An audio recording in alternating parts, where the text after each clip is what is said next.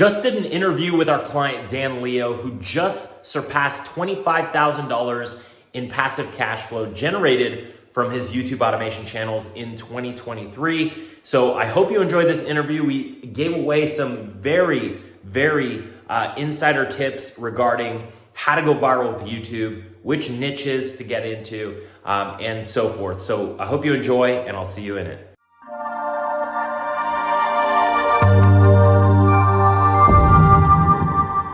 Client Dan Leo here. It's been 10 months since we talked to Dan. If you haven't watched his first interview, I will link that in the description. But on the first interview, Dan, you got to, I believe, your first $1,000 in revenue with your YouTube automation channel.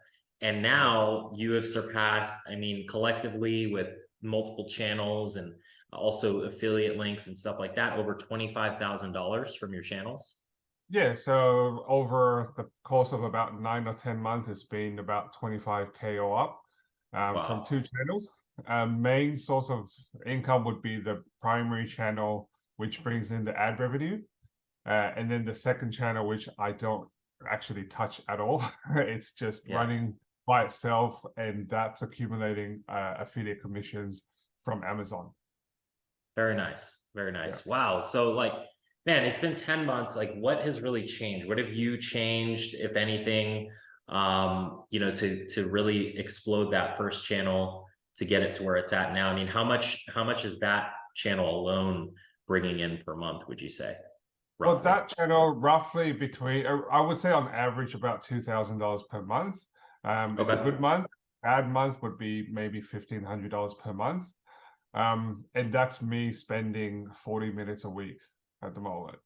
So I don't really do anything with it. I've got other things I'm focusing on. So I just let my team run the whole thing. I spend 40 minutes on a Sunday to do payroll and also to come up with video ideas. So I'll just come up with 4 new video ideas for the week, and then that's it. I'll just push it across to the team and they'll take care of the rest. So I know it does have potential to perhaps grow even more, but I guess it's just not my focus at the moment. But definitely there is potential. And I think where the niche that I went into was a little bit unique and, not very, I guess the audience isn't broad enough. So I sort of created my own little blue ocean from, what I did, but it just goes to show that anything is possible. It doesn't matter what niche you get into. Yeah. I mean, specifically, I would say, you have a blue ocean in your particular niche, and it is smaller. It is smaller, but you're still generating that type of ad revenue because, it's a decently high CPM. It's not, $2 CPM, which for the viewers, if you don't know what CPM is, basically how much you earn per 1,000 views. A typical, prank channel or something like that would be, $2 per 1,000 views, where yours is closer to, I think you're between 10 and 15, somewhere in that range. Yeah, 10 and 15. I think during the Christmas period after December, it sort of dips down for a bit, which is the first time I've seen that dip because it hasn't been a full year. So when I saw that dip, I was a bit worried, but apparently after the holidays, things do slow down across the board. So now they're starting to pick back up again, going to the $10, $15 CPM. So. For sure. And wow, so you automated the whole process. Like, do you have a virtual assistant now, or how does that work? I did have a virtual assistant, but then I realized the amount of work they were doing would take me maximum 10 minutes. So there's no point in I know it was only a few dollars here and there, but I thought if I was going to do the video ideas on a weekly basis, I might as well just dedicate like that half an hour to just knock it out for the week. And it doesn't take long because once you have all the templates set up in the back end, it's just a matter of uploading it and just pressing next schedule, and that's it. It takes a couple minutes to do. So right now your team consists of video editor, the script writer, and the voiceover, but no one extra. No, so I've got 2 editors, two voiceovers, and 2 script writers. Okay. So you have 2 of each. Nice. Wow, that's crazy. It's always good to have backup, as you know. And it's funny because the video editor has actually been with me since day one. Wow. That's You awesome. know, it's pretty hard to keep them right for quite some time because you know the turnover is quite high with freelancers. But I think once you look after them, you give them bonuses, pay rises, and they'll stick around. They'll do a better For job. sure. Yeah, Yeah, and they're making good money and they're enjoying it. And yeah, and that's the thing too, is like, you know, if ever you needed someone else, we would obviously help you with that too. mm. Wow, that's pretty amazing, man. So this business has kind of allowed you to build the passive income and also give you the time to now, I mean, now you're working on other things like other businesses and other projects. I mean, how has Correct. that been? Yeah, it's been good. I think because YouTube automation after drop shipping was the only sort of hustle I went fully into. So I committed to YouTube, just dedicated and just went obsessed with YouTube and just studied everything I could with the analytics. And you know, once I got to a point where I thought, okay, that's you know, that's enough for me. I want to move on. And yeah, the other businesses are going well, but I used all the knowledge I had in YouTube, and it sort of builds your I guess your trust in your brand when you really want to, you know, start doing stuff online and you know going all out with digital marketing and everything to do with online side hustles. I think it all helps, you know, because I have people that just randomly approach me to pay me consulting for their Yeah. YouTube channels, and that's great. You Yep. know, like you know, they'll pay me a few $100 just to sort of do a quick review, and you know, I'm happy to do that. And it's great because once you build up that foundation, you've got the trust, you've got the knowledge, you can share that with other people, and Yeah. it just grows your brand further and further. For sure. And is this something like also because yeah, you have your channels and that kind of inspired you to like deep dive into the whole digital marketing space. Have you started a YouTube channel like for your personal brand, or is that something you're thinking of? Or Um, yes, I have actually started it, but I didn't. nice. I'm not really committing too much to it For because sure. you it does take long, especially when you've got a face attached Yep. channel. It takes a long time, as you would know, Ryan. Yeah. Um, that's that's going to be something more in the long term. For So sure. once I build more trust with my audience, then I'll start creating videos and eventually, hopefully, one day to become, you know, a coach, a mentor, a course Yeah. creator, something like that. Nice, nice. Well, I think it's better. I wish I would have done it your way too. Is like if I stumbled upon YouTube automation, it's like you get to learn all the skill sets without having to show your face, have all the Yeah, systems and processes. Then when you're like, okay, I'm ready to create a channel, you have your editor, you have your, you know, your team to kind of do your videos. yeah. All you would have to do is essentially film. And Yeah. that team, you can, you know, use that team towards other things that you build online as well, especially the Right. video edit. You know, they help me with my other side projects as well. If I ever need some editing done, I can just, you know, tell them, hey, I'll pay you an extra $10 to do this, and they'll happily take it on. Yeah, that's true. Have you had them do any short form content too? The Um, editors? for the faceless channels, Yeah, faceless channels. Like I know YouTube Shorts has kind of rolled around. A lot of people want to hear about that. Kind of, what's your take on Shorts? Have you been leaning towards that, or any um, short form content or Instagram Reels? yeah, I think YouTube Shorts, there was a lot of hype, I guess, end of last year about them, you know, monetizing the content starting, I think, Feb, or was it last month? They started monetizing Yep, YouTube. Feb 1st. Yep. Yeah, but from what I hear, it's not as easy as it sounds. There's a lot of competition and a lot of people moving from TikTok to YouTube Shorts.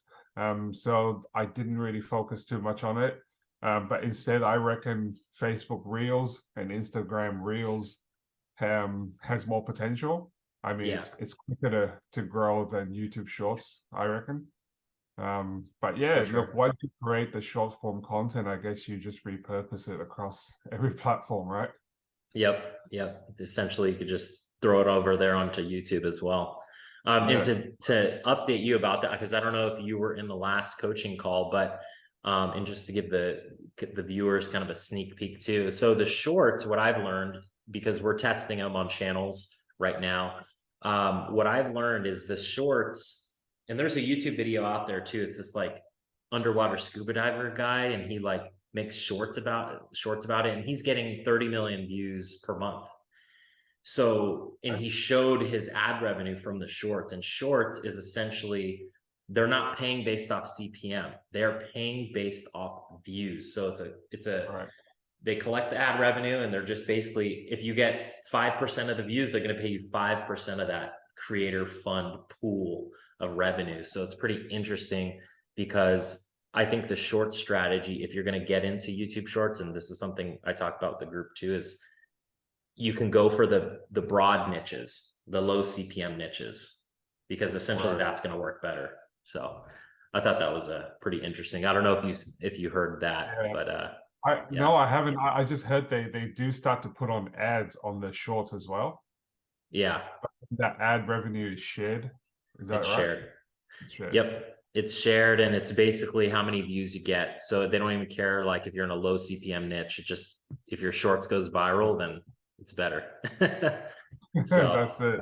yeah, pretty interesting. But for now, YouTube long form automation content is going to be key, is going to be the best for earning ad revenue. I guess, is there anything you've changed in your strategy, or you're just same plan, just consistent over and over and over? Well, in terms of strategy, I reckon I just I focus more on quality. Okay. And it's just, I was, paying, X amount of dollars for the script writers, video editors at the start. But since then, probably 6 months later, I tripled that budget. So, video editors, I'm paying a lot more to get that higher quality. Because as more and more people enter this space, you're going to see that to get onto the top and to stand out in front of the crowd, you have to improve your quality. And I think YouTube favors that over somebody that just pumps out 5 videos per week. You'd rather do 2 or 3 videos per week, but then just focus on the quality. Interesting you say that, because yeah, I mean, the space, there's a lot of people getting into YouTube automation. I feel like this is, I thought there were, 2022, there was a lot of people I think this year it's going to be even bigger, and it's just going to keep growing. So with that being said, I think there's a lot of copycats. There's a lot of kind of mimicking the same type of content. And the only way to stand out, like you said, is to just up the quality, up the editing style, the clips, the images, everything. Yeah. 100%. Yeah. Definitely. Nice. Have you noted? I'm cutting down the amount of videos I do per week. Also cuts down on the amount of money you're spending. So it end up actually making more money by creating, a less amount of videos, but at a higher quality. Interesting. So are you doing like 4 to 5 videos a week, or did you cut that down to doing, like 3 to 4? Actually, sorry, 2 to 3 videos. 2 to 3.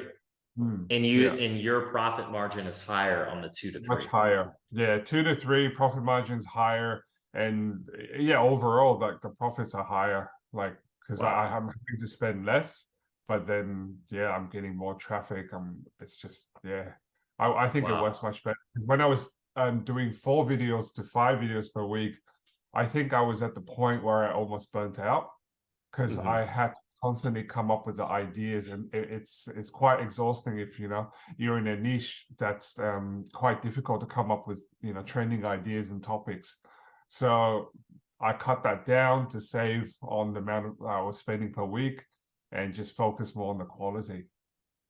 Okay. And you haven't noticed a reduction in views? Have you noticed like an increase because the quality is better? Yeah, it was an increase in views. Yeah, wow, definitely. Wow. Yeah, so that was pretty.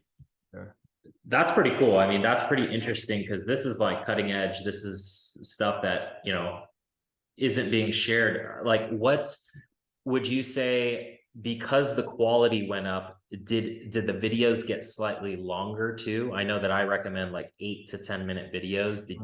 Are you starting to get a little bit over that, like 11, 12 minutes? No, I'm still doing 8 to 10 minutes.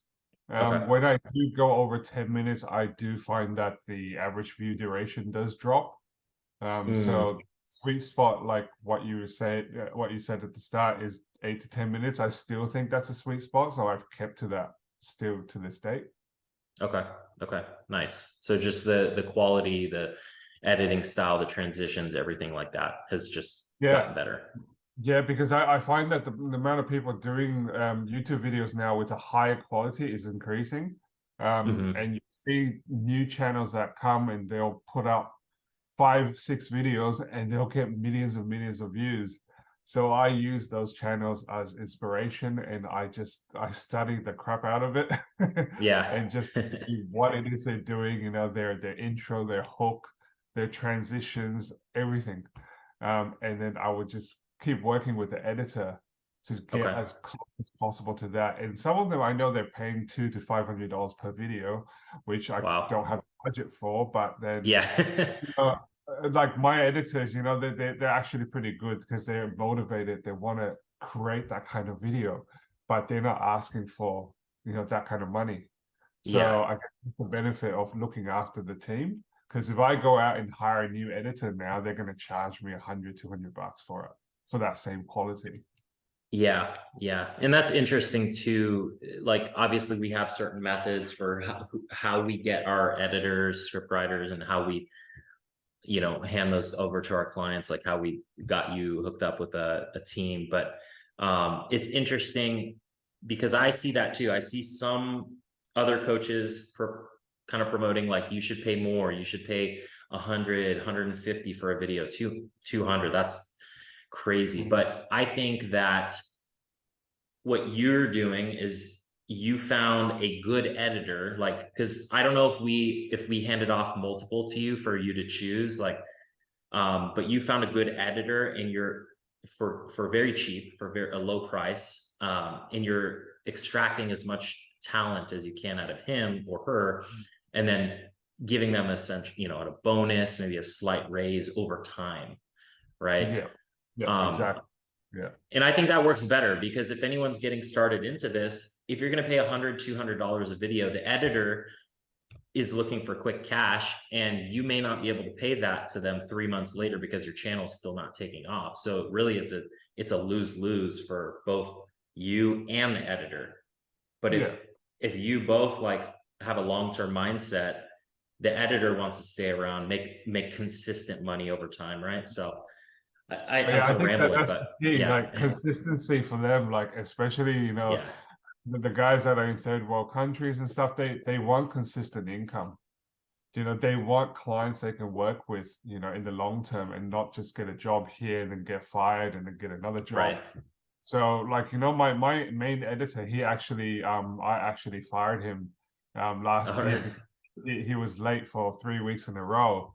wow. And Yeah. he came back to me. He came Okay. back and he begged me for his job back because Yeah. he valued the relationship. And I didn't want to let him go, but I had to do what was best for the business. But then he came back, and then now he's even better than before because he's Mm, putting 200% now because he knows that I'm not screwing around. If you're falling right. behind, that's it. You got to yeah, you got to Yeah, put up. Yeah, so for it's sure. good. And I look after them, like, he thought I was pretty upset with him, but then Christmas came around and I gave him a huge bonus and he was like, wow, and now he's just pushing even more. So Yep. Yeah, it's essential, and it's awesome to build a team like that. That's not talked about enough too. It's like my team has been with me for what, like 4 years now, and it's just, yeah, lives are changed. Like literally, like they were not making this type of money, and now they have consistent cash every month, paycheck. So it feels pretty cool to do that. But yeah, so okay, so you've grown that first channel. The second channel, when did you start that? Was that something that you started recently, or oh, about I a started year that. ago? I don't know if you remember, I actually started that a month after the first channel. So I think that was in March or April last year. Okay. But yeah, it wasn't long after the first channel, and that one I didn't. I was struggling with that because I was going towards the trending topics like the space niches and Elon Musk and all that stuff that people are doing. So I started to follow that trend, and actually it did work, but I had zero interest. So that's Mm, another thing I think, Ryan, is like a lot of people go into a niche because they reckon it's popular and everyone's mm, making money from it, so they go into it. But it's hard to maintain and sustain that in a long term. basis, but if you don't have that interest in that niche at all, because I hated space or Elon Musk. I just hated Yeah, everything to do with it. So it was painful to having to come up with those ideas every week because I didn't want to. right. So I think I approached you and I was like, oh, Ryan, I need to change. And I changed into some other niche and that didn't really work. And so I kept changing and changing until I just thought, I'll just stick to it and I'll just produce content for 3 months. And it didn't really take off. It's making like $20 a day. And I thought, all right, I just need to focus on the first channel and the second channel. Why don't I just chuck some affiliate links on there? And Hmm. that actually works because with Amazon, they don't have to buy the product I'm recommending. They can buy anything on Amazon and you Oh, get paid for it. wow. Okay. So as long as they click my link, I get paid for anything they buy on Amazon for the next 30 days. So Wow. people are buying, $1,000 cameras or whatever it is that I'm not even promoting, but then I get paid a commission for it. And that started stacking up from 200, 300, sometimes $500 a month for not doing anything. So Wow. So that's that's, a, wow, that's super niche. I forgot that channel. Now I remember which one you're talking yeah. about. Oh, wow, that's interesting. Damn, 500 bucks for commissions. That's Yeah, I think it crazy. was like October. That was about 400, 500 bucks, and just That's yeah, I, crazy. I don't even check that, but it's just Amazon. They just send me a check, and then I had all these Yeah. checks, and then I went into the bank, and then I'm in Australia, so they said we don't accept international checks since 2021. So That's I had crazy. to return all those checks and say do a bank transfer. Yeah, anyway, but Uh, it's good to have that sort of passive income, even though it's just a few $100. It's for doing hey, nothing. It's if great. it's a dollar, you know what I mean? Every dollar counts. I always look at it. I remember Grant Cardone said he was like saying something about like the pencil, the $2 pencil, 10x pencils he sells, like every dollar Yeah, counts. And I really thought, I was like, damn, if like a billionaire said that, I mean, you know what I mean? It's true. It's like, it's the effort, it's the effort that counts. But wow, man. Yeah, you truly took what, I gave you and you just took it to the next level. You know what I mean? And I want to congratulate you for that because just seeing your channel grow like it did is amazing. And then you have a second channel, you got creative there. You said, hey, it's not working. Why don't I add some affiliate links? yeah. And Um, even the first channel, it's not really growing because I'm not putting too much effort into it. But I get people approaching me to, sponsor their products and stuff like that. So there's a lot yep. of avenues you can go. And only recently, I think last month, somebody offered $25,000 to buy my channel. Um, Wow. Really? and I actually turned that down because I thought, Yeah. look, if I'm spending half an hour a week doing what I'm doing, why don't I Yep. just keep, you know what I mean? So If they offered you four times that, if they offered you 100K, would you take it? probably. If it was Yeah. 4 times that, then I probably take it and just start another channel. Yeah. Yeah. That's what I always say about some of my biggest channel. I'm like, okay, if someone offered me four times what I think it's worth, then, or like, then what it's making, I guess, per year, I think that's kind of a safer multiple. I know Mhm. it's a pretty big multiple for YouTube channels, but yeah, no, for sure. Because like your channel, yeah, I think your channel definitely at minimum is worth four times. So Mhm. I would say it's worth at least 100K because the brand equity. I think your channel has a lot of potential for like brand partnerships. So Yeah. um, Yeah. did you ever thought about that? Like if you thought like, wow, this could essentially be a brand that I'm I building. did, and I actually reached out to a couple of companies to see if they wanted to, pay me to advertise their products. I Yeah. never heard back, unfortunately, but Oh, really? um, because Did I you send never, them a link or what did you do? How did that I look? I did I put together a media kit, Okay. then just send that across to them, but didn't hear back. But there was a lot more companies I had to contact, but just got so busy with other businesses that I, put that to the side. Yeah. Um, yeah, You should it just is. have Oh, you should just yeah, have a VA, like just have a business email in the description and just yeah, have a VA manage that and like just have them a VA hit up 10 companies per day and then also manage the emails that are incoming. and schedule it passively for you. You're like, oh, okay, I got secured a $10,000 brand deal. That's it. That's it. Yeah, There's definitely a lot of potential with YouTube, and a lot of people think it's just ad revenue, but there's a lot more beyond that. for sure. That is, and I know in cash flow channels we primarily teach based around ad revenue, because we've noticed, like, if you put a link in the description, potentially there will be a decrease in viewership because you're leading people off the platform. But you know, if it makes up for it in affiliate revenue or brand deals, then obviously I'm all for it. So Yeah, cool, man. Yeah, I guess to end it off, like, what would you say going into 2023, if someone's new, getting started, or maybe they're struggling with their channel, what should they be focusing on for this year? Look, what I've learned is that you don't have to find something that no one else is doing. You can find something that is trending, something that is popular, and it doesn't have to be a high CPM niche. It can be a low CPM niche if you just do something a little bit different. Like, you know, you can do a celebrity niche, or you can go into the sports niche, or, you know, entertainment, something like that. But if you just create your own angle on it and focus on the quality, you can still make it work, because the number of views it's going to make up for the low CPM. So Right. I think, yeah, like initially, you know, everyone tries to get into the finance niche, and, you know, all the high CPM niches, but I think it doesn't really matter. You know, as long as the quality is there, you're going to get the views. Because with low CPM niches, you're going to get a bigger audience, and there's going to be more people watching it. Therefore, your views can be higher.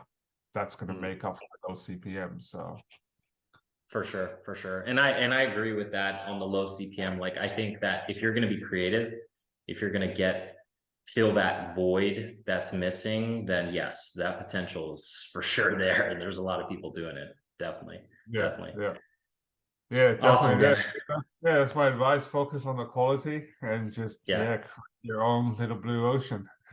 Dude, that's so awesome to hear. And thank you for sharing some of those insider tips. I think the people are really going to enjoy this. Yeah, thank you so much. I will link. Did you want me to link anything below, like as far as where people can reach out to you? Or I know you're in the free Facebook group. Yeah, just on Facebook is fine. You can look me up on Facebook. Yeah. Awesome. Yeah, Dan's in the free Facebook group, so I'll link the Facebook group down below if anyone wants to join. He's in there. But yeah, Dan, thank you so much for sharing. We'll check back in. I want to see, like, hey, what happens in the next 10 months? Who knows? Maybe you have like a whole fleet of channels. Yeah, exactly. Now, thanks for having me again, Ryan. It's always a pleasure. I think you opened the door to the whole online space for me. I appreciate it. What's possible out there, and then to see what you're doing with other businesses, it's very inspirational. Awesome. Thank you so much. And yeah, I appreciate you being a client, and you inspiring, you know, everyone else to push forward with their channels and with their business. So thanks, Dan.